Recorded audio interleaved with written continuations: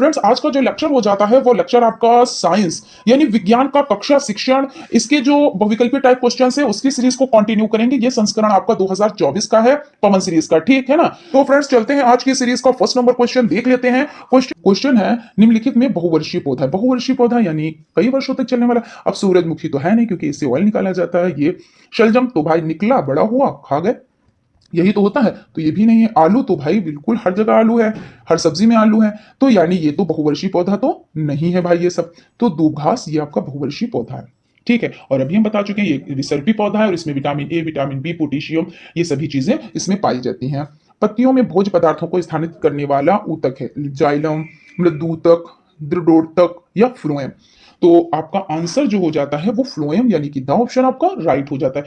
Phloem ऊतक पौधों में भोजन का परिवहन करता है। पौधों में पत्तियों द्वारा संश्लेषित भोजन के अणुओं को विभिन्न भंडारण अंगों, जड़ों, तने, फलों में जिन्हें समन्वय ऊतक की मदद से ले जाया जाता है फ्लोएम कहा जाता है, ठीक है। तो इस तरह से फ्लोएम आपका आंसर हो जाएगा। कौन सा बीज एक बीज पत्री है? तो एक बीज पत्री चना है, मटर है, सरसों है, मक्का है। तो भाई मक्का होता है, एक बीज पत्री होता है। आप देखिए चने के क्या, आप चना है तो इसको क्या करते हैं, चने की दाल बन जाती है ना, दो भागों में बढ़ जाता है ना। सरसों है ये भी, और मटर तो वो भी दो भागों में बढ़ जाता है ना। और मक्का क्या है, एक एक बीज पत्री है ना। तो इस तरह से ये आपका हो जाता है। बात कर लेते हैं जैसे आपका हो जाता है घास, गेहूं। अब अगर बात आए जैसे घास या गेहूं के बारे में पूछा जाए, गेहूं के बारे में पूछा जाए या मक्का के बारे में पूछा जाए, है ना, मक्का के बारे में पूछा जाए, तो ये कैसे हैं? तो ये आपके हो जाते हैं एक बीज पत्री हो जाते हैं। कैसे हो जाते हैं? तो एक बीज पत्री हो जाते हैं। और अगर बात की जाए द्विबीजपत्री, तो जैसे आपका क्या हो जाता है, द्विबीजपत्री में आपका हो जाता है सरसों। क्या हो जाता है? तो सरसों हो जाता है। यहाँ पे थोड़ा सा इरेज करके सरसों हो जाता है। और क्या हो जाता है? सरसों। और आपका करेला हो जाता है। जैसे कोई भी नाम आ सकता है कि बताएं एक बीजपत्री है, द्विबीजपत्री है। तरबूज हो जाता है। क्या हो जाता है? तरबूज हो जाता है। और सेब हो जाता है। क्या हो जाता है? सेब हो जाता है। आम हो जाता है। और इमली। अभी हम आप इसको आपको जो रोजमर्रा की जिंदगी में होता है उस तरह से हम आपको बताते हैं। और भी बहुत सी चीजें हैं। जैसे आप सरसों का बीज लीजिए, आप उसको इस तरह से तोड़िए कि देखिए वो फूटे ना, बस टूटे हो, मतलब फूटने का मतलब वो दब जाए, कुछ जाए, ऐसे नहीं। तो देखिएगा उसमें दो भागों में बराबर बराबर हिस्से में बढ़ता है। करेले का जो बीज होता है उसको भी वो बीज से ऐसा लगता है कि किसी ने भाई कुदरत की तरफ से ऐसा होता है ना, तो उसमें इस तरह से कुछ होता है और ये बीज होता है। आप इसको अलग करेंगे बड़ी इजीली तरीके से अलग होता है।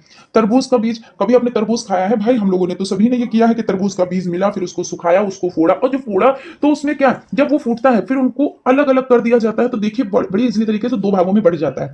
इसी तरह से सेब का, आम की जो गुठली निकलती है उसको फोड़ा जाता है ना, कि भाई बच्चे लोग तो उसको फोड़ते हैं और उसको खाने में यूज कर, ऐसे मतलब ऐसे ही आम तरीके से टहल घूम के खा डालते हैं। यही तो करते हैं ना, कुछ बच्चे होते हैं उनको आग में उनको भून के फिर उसके बाद उसको खाते हैं, फिर फोड़ते हैं और मतलब फोड़ने के बाद तब खाते हैं। कहने का मतलब ये है यहाँ पे।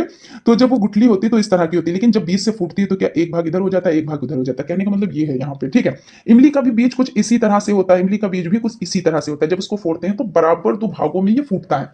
यानी ये कहने का मतलब है कि ये द्विबीजपत्री हो जाता है। ऐसे आप समझ ले नॉर्मली तरीके से। और यहाँ पे पूछा क्या गया है कि कौन सा बीज एक बीज पत्री है, तो यहाँ पे आपका जो हो जाता है वो आपका मक्का हो जाता है, ठीक है। द्वितीय केंद्रक निषेचित होकर बनता है बीज, फल, भ्रूण, भ्रूणपोष। तो इसमें भ्रूणपोष हो जाता है, यानी कि द ऑप्शन आपका राइट हो जाता है। फूल वाले पौधों में निषेचित की क्रिया होती है। मूल में, फल में, बीजांड में, जायांग में, किसमें होती है? तो इसमें बीजांड में होती है, यानी कि सा ऑप्शन आपका राइट हो जाता है। मक्का के पौधों में परागण होता है कीट द्वारा, जल द्वारा, वायु द्वारा, कृत्रिम रीति से। तो जो आपका आंसर हो जाता है इसमें वायु द्वारा हो जाता है। क्यों होता है मक्का के पौधे में परागण वायु द्वारा? तो समझ लेते हैं। जो मक्का में परागण हवा के माध्यम से यानी हवा के जरिए से होता है। ऐसा इसलिए होता है क्योंकि पराग हल्का होता है। क्या होता है? तो हल्का होता है और इसे आसानी से हवा से एंथर से स्टिग्मा तक ले जाया जा सकता है, ठीक है ना। तो इस तरह से इसमें वायु द्वारा हो जाता है।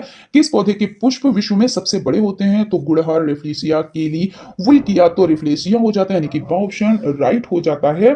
दुनिया का सबसे बड़ा फूल रिफ्लेसिया, और ये कहाँ पाया जाता है? तो दक्षिण पूर्वी एशिया के जंगलों में पाया जाता है। कहाँ पाया जाता है? तो आपका दक्षिण पूर्वी एशिया। कहां? तो दक्षिण पूर्वी एशिया के जंगलों में पाया जाता है, ठीक है। उसके बाद आपका हो जाता है दो आवेशों के बीच कार्य करने वाला बल है, गुरुत्वीय बल, पेशीय बल, घर्षण बल, वैद्युत बल। तो इसमें आपका वैद्युत बल हो जाता है। ये एक आकर्षक और प्रतिकारक बल है जिसमें समान आवेश एक दूसरे को प्रतिकर्षित करते हैं जबकि विपरीत आवेश एक दूसरे को आकर्षित करते हैं। इसे कूलाम बल भी कहा जाता है। तो यानी आपका जो द ऑप्शन है वो आपका राइट हो जाता है, ठीक है ना। उसके बाद चलते हैं नेक्स्ट क्वेश्चन की तरफ। घूमता हुआ लट्टू कौन सी गति करता है? तो वृत्ति गति, दोलन गति, घूर्णन गति, इनमें से कोई नहीं। तो जो आंसर आपका हो जाता है वो घूर्णन गति करता है। क्यों करता है? जैसे आपका लट्टू है, ठीक है ना। यहाँ पे हम लट्टू बना लेते हैं। ये देखिए ठीक ढंग से नहीं बना, ठीक थोड़ा सा ठीक ढंग से भाई बना लेते हैं ना। ये आपका लट्टू हो गया। अब यहाँ पे आप इसको घुमाएंगे तो ये क्या होगा? ये घूमेगा, अपनी कीली पे घूमेगा, लेकिन क्या ये कहीं और ये इतनी ही दूरी में ऐसे घूमता रहेगा, घूमता रहेगा, ऐसे करके ये गोल गोल घूमता रहेगा, घूमता रहेगा। यानी घूमता हुआ लट्टू कौन सी गति कर रहा है? तो घूर्णन गति कर रहा है ना। तो यहां पे आपका हो जाता है। उसके बाद नेक्स्ट आपका हो जाता है पृथ्वी द्वारा किसी वस्तु पर कौन सा बल आकर्षण बल के रूप में कार्य करता है? तो विद्युतीय बल, गुरुत्वीय बल, चुंबकीय बल या इनमें से कोई नहीं। तो गुरुत्वीय बल आपका राइट आंसर हो जाता है, यानी कि आपका बा ऑप्शन राइट हो जाता है। अगर बात की जाए गुरुत्वाकर्षण बल की, तो गुरुत्वाकर्षण बल वो बल होता है जिसके द्वारा कोई ग्रह या अन्य पिंड वस्तुओं को अपने केंद्र की ओर क्या करता है? केंद्र की ओर खींचता है, ठीक है ना। क्या करता है? तो खींचता है। तो इस तरह का बा ऑप्शन राइट हो जाता है। तो इसका घूमना किस गति का उदाहरण है? तो रेखीय गति हो जाती है, दोलन गति हो जाती है, घूर्णन गति हो जाती है, इनमें से कोई नहीं। तो इनमें से कोई नहीं, ये तो आपका नहीं ही सही है। पृथ्वी का घूमना किस गति का उदाहरण है? तो घूर्णन गति हो जाती है। अब अगर बात करें कि पृथ्वी का अपने अक्ष के सापेक्ष यानी घूर्णन गति क्यों है, इसको हम समझेंगे। जैसे क्या है? पृथ्वी ये है, ठीक है ना, यही तो भाई पृथ्वी है और इसी में हम लोग कहीं पे रह रहे हैं, कहीं पे भी रह रहे हैं, है ना। वो तो एक बात हो गई। खैर, ये आपकी पृथ्वी है और ये क्या है? अपनी कीली यानी अपने अक्ष पे है और ये क्या कर रही है? ये घूम रही है, ठीक है ना। तो क्या है? ये घूम रही है और लट्टू के समान, कहते नहीं है कि पृथ्वी लट्टू के भांति घूमती है। तो ये घूम रही है, घूम रही है, घूम रही है। तो पृथ्वी का अपने अक्ष के सापेक्ष पश्चिम से पूर्व दिशा, क्वेश्चन आ जाए किस दिशा में घूमती है? तो पश्चिम से पूर्व दिशा की ओर किसकी भांति? तो लट्टू की भांति घूमती है और पृथ्वी का ये घूर्णन कहलाता है। और इसे क्या कहते हैं? और भी इसे कुछ कहते हैं, यानी परिभ्रमण कहते हैं। इसको क्या कहते हैं? तो परिभ्रमण इसको कहते हैं, ठीक है। यानी परिभ्रमण गति भी कहते हैं। पृथ्वी पश्चिम से पूर्व लगभग 1670 किलोमीटर प्रति घंटा यानी 463 मीटर प्रति सेकंड की चाल से 23 घंटा, कितना? तो 23 घंटे यानी 23 घंटा 56 मिनट और आपका हो जाता है 56 मिनट और 4 सेकंड में क्या करता है? 4 सेकंड में एक घूर्णन पूरा करता है। तो याद रखिएगा 23 घंटे 56 मिनट और 4 सेकंड में पूरा करता है। तो इस अकॉर्डिंग आपका जो आंसर हो जाता है वो घूर्णन गति हो जाता है। उसके बाद क्वेश्चन आपका हो जाता है, थोड़ा डिटेल में चीजें हो जाती है, लेकिन आदत डालिए आप लोग डिटेल में ही जानने की, क्योंकि ऐसा नहीं है कि आपको सिर्फ डीएलएड फर्स्ट सेमेस्टर ही कंप्लीट करना, उसके बाद आपका सब हो गया, यानी जो आपकी नैया है वो पार हो गई। तो ऐसा बिल्कुल भी नहीं। आपको बहुत, अभी तो ये पहली सीढ़ी है, अभी तो कहते नहीं पहली मंजिल है, अभी से तो घबरा गए तो बिल्कुल भी मत घबराइए।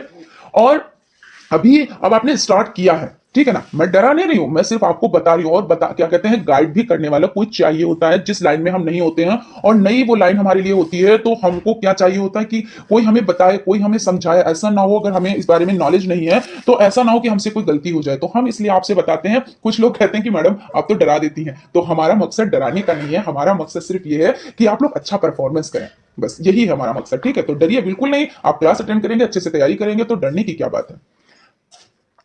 फिर उसके बाद आपका क्वेश्चन हो जाता है बल का सूत्र क्या है? तो द्रव्यमान त्वरण है, या द्रव्यमान गुणे समय है, या द्रव्यमान गुणे त्वरण है, या इनमें से कोई नहीं। तो आपका जो राइट आंसर हो जाता है वो आपका हो जाता है द्रव्यमान गुणे त्वरण, यानी कि आपका जो सा ऑप्शन है वो राइट हो जाता है। CGS पद्धति के अनुसार बल का मात्रक क्या है? डायन है, किलोग्राम है, न्यूटन है, या इनमें से कोई नहीं।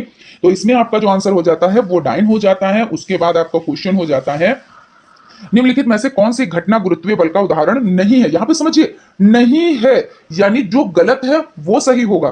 तो गुरुत्वीय बल भाई क्या है, कैसे हुआ? जैसे एक पेड़ लगा था, क्या लगा था? एक पेड़ लगा था। इसको समझ लेते हैं थोड़ा सा। इसमें लगे थे सेब। एक शख्स आए, ठीक है, उन शख्स का नाम आपको बताना है कमेंट बॉक्स में। क्या है? वो लेटे हुए थे, वो यहां पे लेटे हुए थे और ये सेब आके गिरा, ठीक है। तो क्या हुआ? उन्होंने क्या सिद्ध किया कि गुरुत्वीय बल है ना, किसमें? तो कौन सी घटना गुरुत्वीय बल का उदाहरण है? यानी पृथ्वी क्या है? अपनी ओर खींचती है ना। तो जब, अच्छा ये बताएं, पेड़ से पत्ते गिरते हैं तो क्या होता है? कहां पे जाते हैं भाई? पृथ्वी पर आते हैं। और आपका समतल पर गाड़ी को ढकेलना, इसमें उछाले गए बॉल का धरती पर गिरना। अब बॉल आप उछालें तो क्या होता है, बॉल जब आप उछालेंगे तो वो फिर से आपको पृथ्वी पर ही आएगा। पहाड़ी से पत्थर का टुकड़ा नीचे की ओर लुढ़कना, यानी वो नीचे की ही ओर आता है। ऐसा तो है नहीं कि टुकड़ा हुआ और वो गिरना स्टार्ट हुआ तो ऊपर जाएगा, ऊपर रुकेगा कहीं नहीं, वो नीचे ही आएगा।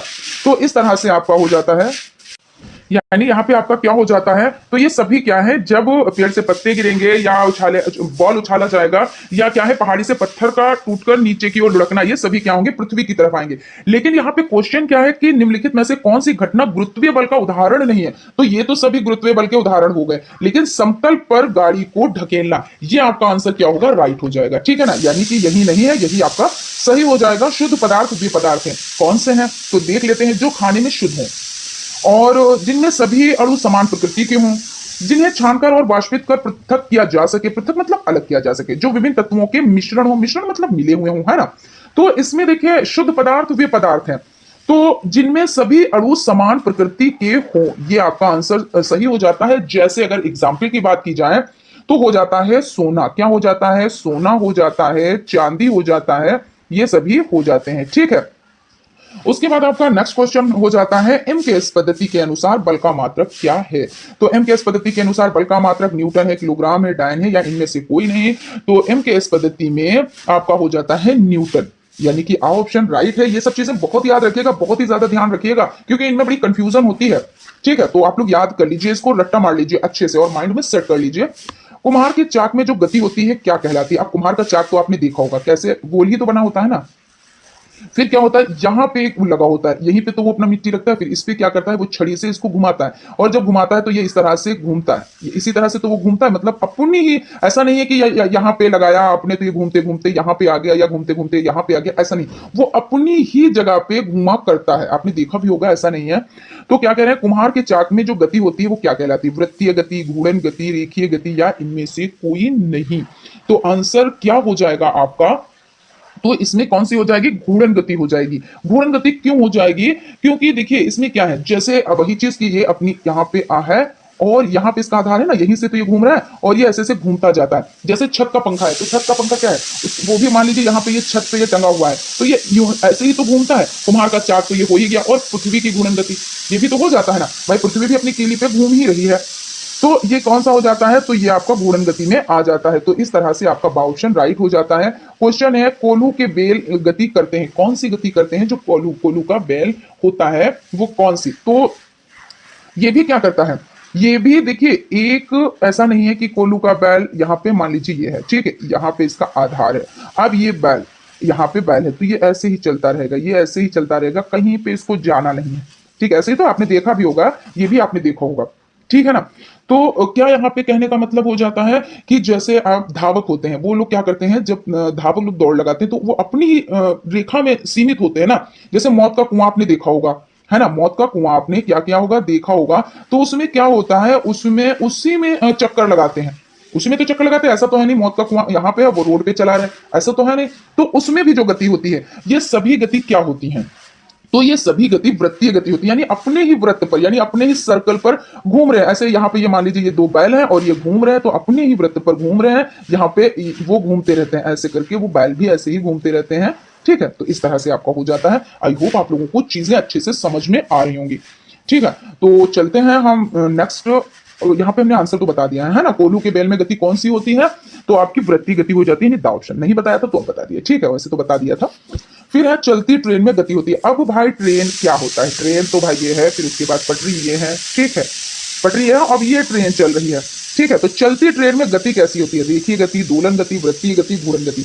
अब आपको पता हो गया वृत्तीय गति क्या होती है, इसी तरह से होती है। घूर्णन गति वो होती है अपने अक्ष पे घूमते रहती है, तो ये तो हो नहीं सकती, क्योंकि क्या है, ट्रेन क्या है, जब वो चल रही होती है तो वो रेखीय गति में चल रही होती है ना। तो इस तरह से आप देख लो कि सीधी ट्रेन चलती है ना, तो वो रेखीय गति, इस तरह से ध्यान रखिए। हर एक चीज को क्या है, अपने एक जो नेचुरल है उसको समझिए, उसमें कैसे क्या हो रहा है आप देखिए, आपके आसपास में चीजें हैं उनको आप देखिए, जरूर देखा कीजिए। ऐसा नहीं हर एक चीज हमारे लिए फायदेमंद होती है, ये नहीं है कि कुछ चीजें नहीं, अगर कोई इंग्लिश में बात कर रहा है, उर्दू में बात कर रहा है, तभी हमें उसकी चीजें फायदेमंद साबित होंगी या हमारे लिए वो फायदेमंद है, ऐसा नहीं। कोई भी कुछ भी बात कर रहा है, कुछ भी, ऐसा नहीं उसमें इंटरफेयर ना करे, लेकिन उसकी चीजों को समझे, आखिर वो क्या क्या रहा है। कभी कभी ये सब चीजें बहुत ही ज्यादा काम आने वाली होती है। जैसे कोई मान लीजिए कृषक है, ठीक है ना, कोई किसान है और वो बातें कर रहा है। अब आप सोचोगे हमारे यहाँ तो खेती बाड़ी होती नहीं है, हम इन पे क्यों हम ध्यान दें, लेकिन ऐसा नहीं। अगर वो कह रहे हैं कि हमने एक फसल बोई है और इस महीने में बोई है और ये फसल इतने मंथ की होती है, या हमने एक फसल ऐसी उगाई है, मान लीजिए उन धान की बात कर रहे हैं, गन्ने की बात कर रहे हैं, तो कह रहे हैं कि ये सब देखिए आपके सिलेबस में है, हम इसलिए बता रहे हैं, ठीक है ना। तो उन्होंने क्या बात करनी स्टार्ट की कि गन्ने की हमने फसल उगाई है तो उसमें क्या है, पानी बहुत ज्यादा लगाया जाता है, और धान में भी बहुत ज्यादा, क्योंकि अगर पानी नहीं होता है तो उसमें ये नहीं कि थोड़ा सा पानी छिड़काव कर दिया तो हो गया। यानी अब आपका क्वेश्चन आ गया कि सबसे ज्यादा किस फसल में पानी की नीड होती है। अब आप कंफ्यूज, आपने कभी ध्यान ही नहीं दिया, कोई कृषक थे वो बात भी कर रहे थे, आपने उनको इग्नोर भी किया, और हो सकता है आपने ध्यान दिया हो तो आपको फटाक से याद आ जाएंगी चीजें। हाँ, बात तो कर रहे थे कि गन्ने में होता है, धान में होता है, धान में सबसे ज्यादा होता है, यानी आपने धान पे टिक कर दिया। आपने देखिए रटन पद्धति नहीं अपनाई, लेकिन आपने चीजों को समझा। आप कहीं गए, घूमने के लिए गए, वहां कुछ कुम्हार कुछ बर्तन बना रहा है, तो आपने देखा कि किस तरह से वो अपने ही सर्किल, एक पहिया है, पहिया वो घूम रहा है, अपनी ही धुरी पे वो घूम रहा है, कहीं और उसको जाने की जरूरत नहीं, वो अपनी ही जगह पे बैठा बैठा वो बना रहा है। आपने देखा, हाँ इस तरह से होता है। क्वेश्चन आ गया, आपने फटाक से कर लिया। तो ये सब चीजें होती हैं जो आपके आसपास में हो रहा है, उसको आप जरूर देखें, ठीक है। तो यहां पे आपका हो जाता है, तो चलती ट्रेन की गति क्या हो जाती है, तो रेखीय गति हो जाती है। उसके बाद हो जाता है एक कार जब सड़क पर दौड़ती है किस प्रकार की गति। अब भाई, अब एक कार है तो वो क्या कर रही है, वो सड़क पर दौड़ रही है, और जब सड़क पर दौड़ रही है तो क्या होगा भाई, सीधी दौड़ रही है, यानी क्या है, तो रेखीय गति ही तो हो गई ना। इसमें भी आपका क्या हो गया, तो आपकी रेखीय गति हो गई, है ना। उसके बाद आपका क्या हो जाता है, समय का मानक मात्रक है। समय का मानक मात्रक घंटा, सेकंड, दिन, मिनट क्या होता है, तो समय का एसआई मात्रक सेकंड होता है। क्या होता है, एसआई मात्रक क्या होता है, तो आपका हो जाता है सेकंड, यानी कि ऑप्शन राइट हो जाता है। क्वेश्चन है, द्रव्यमान का मानक मात्रक क्या है। द्रव्यमान कुंटल, किलोग्राम, ग्राम या टन। तो इसमें द्रव्यमान का मानक मात्रक जो एसआई होता है ना, एसआई, तो ये आपका हो जाता है किलोग्राम, तो यानी कि ऑप्शन आपका राइट हो जाता है। द्रवों का आयतन मापते हैं, द्रव, द्रव यानी जैसे तेल हो गया, ऑयल, है ना, और मिल्क हो गया, इनको किससे मापते हैं। आपके यहाँ भाई मिल्क वाला आता है, या आप शॉप पे जाते हैं, अगर जैसे शॉप पे गए तो आपने जो ऑयल वगैरह खरीदा तो उसको किससे मापते हैं, तो किलोग्राम में तो नहीं मापते हैं, मीटर में भी नहीं मापते हैं। मीटर में तो भाई कपड़ा लेने जाते हैं तो मापते हैं। किलोग्राम यानी कोई वजन वैसी चीज लेते हैं तो किलोग्राम से उसको तौलते हैं। जैसे आपने चीनी खरीदी या और भी चीजें, दालें खरीदी, चावल खरीदे, तो ये तो किलोग्राम से हो गए। लेकिन द्रव यानी कि आपने मिल्क लिया, आपने ऑयल लिया, तो किससे खरीद, तो किससे उन्होंने मापा, तो यानी मापा किससे, तो लीटर में मापा, है ना। तो जब लीटर में मापा तो जाहिर सी बात है इसका आंसर लीटर ही हो गया, है ना। उसके बाद आपका क्वेश्चन हो जाता है, नेक्स्ट देख लेते हैं। नेक्स्ट क्वेश्चन है, फुटबॉल मैच देखने के लिए समय का ज्ञान आप किस घड़ी से करेंगे, तो कलाई वाली घड़ी से, या टेबल घड़ी से, या दीवार घड़ी से, या विराम घड़ी से। तो इसमें आपका जो आंसर हो जाता है वो हो जाता है विराम घड़ी से, ठीक है। तो ये आपका देखिए, इसमें विराम घड़ी का और कहां कहां यूज होता है, जैसे प्रयोगशाला हो जाता है, वहां पे विराम घड़ी का यूज होता है, खेल के मैदान तो हो ही जाता है, और इसमें क्या होता है, ओलंपिक खेलों में भी विराम घड़ी का यूज किया जाता है। तो इस तरह से आपका ऑप्शन राइट हो जाता है। वाष्प के द्रव्य में बदलने की प्रक्रिया क्या कहलाती है, क्या कहलाती है, यहाँ पे क्या नहीं है लेकिन क्या कहलाती है, इनका मकसद यही है, अपघटन, संघनन, वाष्पन, या इनमें से कोई नहीं, ठीक है। तो आपका जो 68 नंबर का हो जाता है वो संघनन हो जाता है, ठीक है। संघनन क्या, ये प्रक्रिया तब होती है जब कोई पदार्थ वाष्प में, यानी वाष्प से द्रव्य में परिवर्तित होता है। किसमें, वाष्प से द्रव्य में जब बदलता है तभी तो ये प्रक्रिया होती है। यहाँ पे देखिए वाष्प के द्रव्य में बदलने की प्रक्रिया क्या कहलाती है, तो संघनन कहलाती है। उसके बाद है वायु है, क्या है, शुद्ध पदार्थ है, समांगी मिश्रण है, विषमांगी मिश्रण है, ऑक्सीजन और नाइट्रोजन का यौगिक है, क्या है। तो जो वायु है, ठीक है, तो जो वायु है वो आपका क्या हो जाता है, वो आपका विषमांगी मिश्रण हो जाता है। कैसे हो जाता है इसको समझ लेते हैं।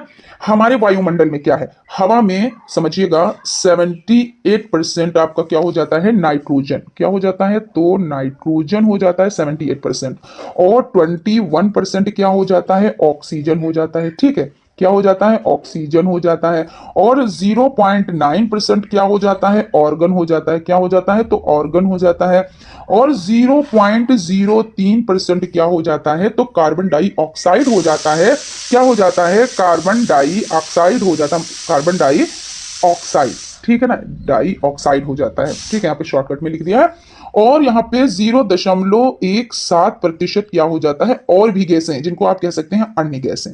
क्या हो जाता है, तो अन्य गैसें। तो इस तरह से क्या है कि 78% नाइट्रोजन, 21% आपका ऑक्सीजन, 0.9 आर्गन और 0.03 आपका क्या हो जाता है, कार्बन डाइऑक्साइड, और 0.17 अन्य गैसें हो जाती हैं इनकी संरचनाएं। ठीक है, तो इस तरह से ये विषम यानी क्या है, विषमांगी मिश्रण हो जाता है। सा ऑप्शन आपका राइट हो जाता है। बालू और लोहे की छीलन को पृथक किया जाता है। अब आपको बालू और लोहे की छीलन दे दी जाए तो आप उसे कैसे अलग करेंगे, तो बीन कर ऐसा तो नहीं करेंगे आप, है ना, फटकार कर यानी फटक कर, ऐसे जैसे सूप आपने देखा होगा उसको ऐसे ऐसे फटकते हैं ना हाथों से ऐसे करके, चुंबकीय पृथक्करण द्वारा। भाई बिल्कुल, क्योंकि लोहे की छीलन है तो हम क्या करेंगे, चुंबक डालेंगे और उसको यूं यूं घुमाएंगे और वो सारी चीजें। देखिए जब चुंबक होता है, अच्छा ये बताया, चुंबक में सबसे ज्यादा अगर कोई चीज कहीं पे चिपकती है तो कहाँ पे, तो ये जो होता है हिस्सा, इसमें ही तो चिपकती है ना। तो ये आपका हो जाता है चुंबकीय पृथक्करण द्वारा। इसको इस तरह से करेंगे, वो सारी चीजें इसमें चिपट जाएंगी। उसके बाद आपका हो जाता है समांगी मिश्रण। तो समांगी मिश्रण, पहले ये बात कर लेते हैं होता क्या है, उसके बाद आंसर आप अपने आप से ही कर लेंगे। तो समांगी मिश्रण क्या होता है कि जिसका संगठन सभी जगह समान होता है। भाई नाम ही से पता चल रहा है, समांगी, समान, समांगी मतलब समान, है ना। तो संगठन सभी जगह समान हो तो क्या कहलाता है, समांगी मिश्रण कहलाता है। इसमें क्या होता है, इसमें विभिन्न अव्यय अलग अलग नहीं दिखाई देते। बिल्कुल ये नहीं है कि इसमें जो अव्यय हैं वो अलग अलग दिखाई दे। अब आप समझ जाएंगे, पानी और बालू। देखिए पानी और बालू क्या होगा, बालू तो आपको दिखाई देगी, है ना, पानी में आप बालू डालेंगे तो क्या होगा, पानी में बालू आपको दिखाई देगी, वो अलग ही है। पानी और मिट्टी का तेल, अब पानी में आप मिट्टी का तेल डालेंगे तो क्या होगा, पानी नीचे रहेगा और मिट्टी का तेल ऊपर आ जाता है, देखा होगा आपने, और आप करके भी देख ले। या पानी और चीनी, जी हाँ बिल्कुल, जब पानी और चीनी को आप मिलाते हैं यानी आप शरबत बनाते हैं तो क्या होता है, फिर पता नहीं चलता पानी और चीनी कहाँ गई, वो दोनों एक में मिल जाते हैं, यही तो है ना। तो इस तरह से आपका पानी और चीनी हो जाएगा, ये समांगी है यानी मिल जाते हैं, फिर इनकी पहचान नहीं हो पाती है ना। तो इस तरह से हो गया। अब जैसे दूध में जल आप मिलाए तो क्या होगा, पता चलेगा कितना जल आपने उसमें मिलाया है, कितना इसमें दूध है, वो बात अलग कि पतला हो जाएगा आप, यानी मिल्क की बात हम कर रहे हैं यहाँ पे। तो जो आप वो पतला हो जाएगा, ठीक है, लेकिन यहाँ पे ये नहीं होगा कि आप उसको अलग कर पाएंगे, यानी क्या है, वो उसमें मिल गया। ठीक है, तो यही चीज हो जाती है समांगी। फिर आप विषमांगी यानी अपोजिट इसका हो गया भाई, समांगी है यानी समान है, और विषमांगी यानी भाई उसका उल्टा हो गया। अब चीनी और बालू, तो और चीनी और पानी, तो चीनी और पानी तो आप बोल देंगे तो वही चीज हो जाएगी, तो समांगी रहेगा। वायु एवं मिश्र धातु में, है ना, तो इसमें आपका जो हो जाएगा, क्या कह रहे हैं, विषमांगी। तो चीनी और बालू आप मिलाएंगे तो क्या ये एक में मिल जाएंगे, नहीं, क्योंकि चीनी और बालू मिलाएं तो फिर आप उसको निकाल सकते हैं, है ना, वो दिखेंगी आपको। तो यानी यही आपका क्या हो जाएगा, विषमांगी हो जाएंगी। फिर उसके बाद इसमें देखिए विषमांगी में क्या होता है, तो जिस मिश्रण के विभिन्न यानी जो भिन्न भिन्न अव्यय हैं, यानी जो भिन्न भिन्न भाग है, उनका संगठन एक दूसरे से भिन्न होता है, बिल्कुल भिन्न होता है। चीनी और बालू भिन्न नहीं होती है क्या, उसे विषमांगी कहते हैं। जल और तेल का मिश्रण, बिल्कुल ये भी जल और तेल का भी मिश्रण। जैसे आपने क्या किया, पानी में कोई सा भी आप ऑयल डाले, सरसों का ऑयल डाले पानी में तो क्या होता है, ऊपर आ जाता है ना, मिट्टी का तेल डाले वो भी ऊपर आ जाता है, यानी वो नहीं मिलता है, वो विषमांगी है। तो इस तरह से चीनी और बालू, इसमें ये जरूरी नहीं कि यही ऑप्शन आपको दे दें, हो सकता है मिट्टी का तेल और पानी दे दें, हो सकता है मिल्क और पानी दे दें। तो आप उसको छांटना रहेगा, कौन समांगी है कौन विषमांगी है। जब आपको पता है कि समांगी वो है जब मिला दो तो दोनों का अस्तित्व खत्म होकर और वो अपना एक रूप ले लेता है, उसमें आप पहचान नहीं पाएंगे, और विषमांगी में वो अलग अलग ही रहेंगे, कितना भी उसमें मिला दो, ये चीज हो जाती है। नेक्स्ट क्वेश्चन की तरफ चलते हैं। क्वेश्चन है, नमक के विलय से नमक को प्राप्त करने की विधि है, तो कौन सी विधि है, वाष्पन, छानना, निथारना, या इनमें से कोई नहीं। तो आपका आंसर हो जाता है वाष्पन द्वारा। ऐसे पदार्थ जो जल में घुल जाते हैं क्या कहलाते हैं, तो ऐसे पदार्थ जो जल में घुल जाते हैं वो विलय कहलाते हैं। जैसे चीनी, चीनी घुल जाती है ना पदार्थ में, विलय हो जाती है। नमक भी पानी में घुल जाता है ना, तो जो चीजें पानी में घुल जाती हैं वो क्या कहलाती हैं, वो विलय कहलाती है, याद रखिएगा। उसके बाद आपका हो जाता है, किसी द्रव्य पदार्थ में जब अशुद्धि मिल जाए तो किस विधि द्वारा उसे पृथक किया जाता है। नॉर्मल तरीके से आप क्या करते हैं, जैसे मान लीजिए आपका पानी है, ठीक है ना, पानी में कोई क्या करे, किसी द्रव्य पदार्थ में जब अशुद्धि मिल जाए, तो अशुद्धि का मतलब ये हो गया जैसे कोई कंकड़ पड़ गया या कुछ ऐसे पड़ गया, है ना, तो उसको तो आप छान कर क्या करेंगे, छान लेंगे और निकाल देंगे, है ना। लेकिन जब पानी में जो अशुद्धियां होती है वो दिखाई नहीं देती हैं, पानी में अशुद्धियां जो हैं वो दिखाई नहीं देती हैं, हम नॉर्मल तरीके से पानी को पी लेते हैं। और अगर हम उसको उबालते हैं तो क्या होता है, कितने यानी मान लीजिए कितने ऐसे पदार्थ होते हैं जो तली में लगे रह जाते हैं व्हाइट व्हाइट तरह से, बाद में देखो कि हमने इतनी अशुद्धियां पी रखी हैं या हम इतनी अशुद्धियां पी लेते हैं, है ना? वो तो हम समझते हैं जल है और जल में हम पी जाते हैं। तो जब उसको हमको पृथक करने की बारी आती है, तब हम क्या करते हैं? आसवन विधि द्वारा उसको करते हैं, उबाल कर करते हैं। तो यहाँ पे ये चीज़ पूछी गई है, किसी द्रव्य पदार्थ में जब अशुद्धि मिल जाती है, तो मिल जाती है। अभी यहाँ पे ये है कि नॉर्मली आपका पानी रखा हुआ है, यानी जल रखा हुआ है, उसमें कोई चीज़ पड़ गई, तो आप उसको छान के उसको करेंगे। जैसे आपने शरबत बनाया, तो शरबत में क्या होता है? उसको बाद में छाना जाता है ना? जैसे आपने उसमें नींबू वगैरह डाला या कुछ ऐसा डाला, तो उसके जो बीज हैं वो रह गए, तो उसको बाद में क्या करते हैं? सर्व करने से पहले आप उसको छान लेते हैं। तो यहाँ पे ये चीज़ है। और जब इस तरह किया है जो कि जल में जो अशुद्धि होती है, मिली हुई होती है, उसको किस तरह से करेंगे? तब आसवन विधि, है ना? आसवन विधि द्वारा उबाल कर यही तो होता है। तो उसमें घड़े रखे जाते हैं, फिर घड़े के नीचे वो बालू भरी जाती है, वो आसवन विधि तो आपने पढ़ रखी है, और हम और भी डिटेल में इसमें भी बताएंगे। अभी तो शॉर्ट क्वेश्चंस आपके चल रहे हैं, अभी लॉन्ग क्वेश्चन चलेंगे, तो उसमें भी हम डिटेल में डिस्कस करते रहेंगे साथ में, ठीक है? उसके बाद आपका क्वेश्चन हो जाता है, अघुलनशील पदार्थ को पृथक करने की विधि कहलाती है। तो क्या कहलाती है? अघुलनशील, जो घुल नहीं पा रहे हैं, तो अघुलनशील पदार्थ को पृथक करने की विधि क्या कहलाती है? तो निथारना। अब निथार ये आपका हो जाता है, यानी अघुलनशील पदार्थ को पृथक करने की विधि निथारना हो जाती है। ऑप्शन राइट हो जाता है। और अगर अभी आपने चैनल पर विजिट किया है और अभी तक आप लोगों ने चैनल को सब्सक्राइब नहीं किया है, तो चैनल को सब्सक्राइब भी कर लें और बेल आइकन को भी जरूर प्रेस कर लें, इससे कोई भी नोटिफिकेशन हो वो आप तक पहुंच सके। Thank you.